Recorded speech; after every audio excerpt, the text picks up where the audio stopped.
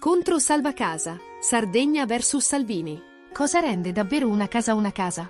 È una domanda che ci poniamo spesso, e che in Sardegna sta diventando il cuore di un vero e proprio scontro istituzionale. Da un lato, il ministro Matteo Salvini spinge affinché l'isola recepisca interamente il decreto nazionale salva casa, che introduce novità importanti sui microappartamenti, riducendo la superficie minima degli alloggi monostanza, monolocali fino a 20 metri quadri per una persona e prevedendo modifiche sui limiti di altezza, che possono scendere da 2,70 a 2,40 metri. Secondo il ministro Salvini, queste misure non sono appartamenti loculo, ma risposte concrete alle mutate esigenze sociali ed economiche. L'idea è di offrire soluzioni abitative più flessibili e a prezzi accessibili, soprattutto per giovani, lavoratori o famiglie monopersonali, in contesti urbani dove gli affitti sono altissimi. Il salva casa, nella sua visione, ha un'anima verde, contribuendo a valorizzare il patrimonio edilizio esistente e limitando il consumo di nuovo suolo. E per chi teme per la salute, il Ministero assicura che sta aggiornando gli standard e che le regole attuali garantiscono comunque idonee condizioni igienico-sanitarie. Salvini considera questi standard edilizi un livello essenziale di diritti civili e sociali che dovrebbe essere garantito allo stesso modo su tutto il territorio nazionale, senza una tutela frammentaria e diversificata. Ha persino inviato una lettera ufficiale alla Presidente Todde e al Presidente Comandini per sottolineare il suo disappunto e chiedere alla Regione di garantire la piena operatività di queste novità. Ma la Sardegna ha risposto con decisione, e la risposta è stata un sonoro no ai monolocali di 20 metri quadri.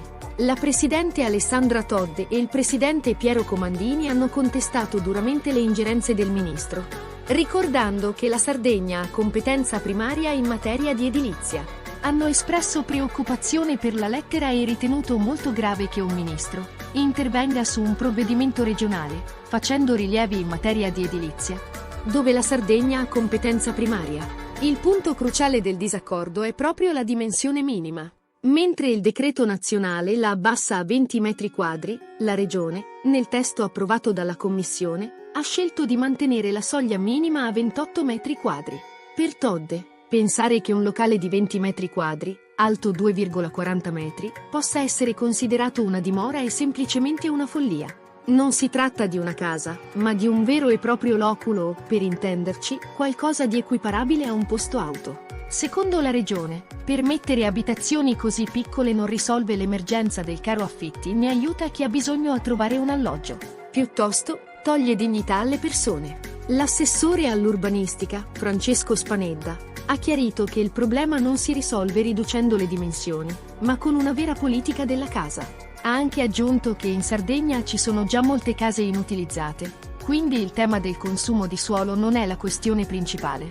La Regione, forte della sua autonomia, ha ritenuto di non recepire la disposizione sui 20 metri quadri, considerando che lo standard dimensionale minimo non rientra tra le norme fondamentali di riforma economico-sociale che le regioni a statuto speciale sono tenute a recepire. Ringraziando il Ministro per la lettera, Todde e Comandini hanno ribadito che solo l'Assemblea regionale può modificare il provvedimento. Il disegno di legge regionale, che recepisce solo in parte il decreto nazionale, ha ricevuto il primo via libera in commissione con i voti della maggioranza. Questo scontro evidenzia una domanda fondamentale. Quali dimensioni minime garantiscono una vita dignitosa e cos'è veramente essenziale in una casa?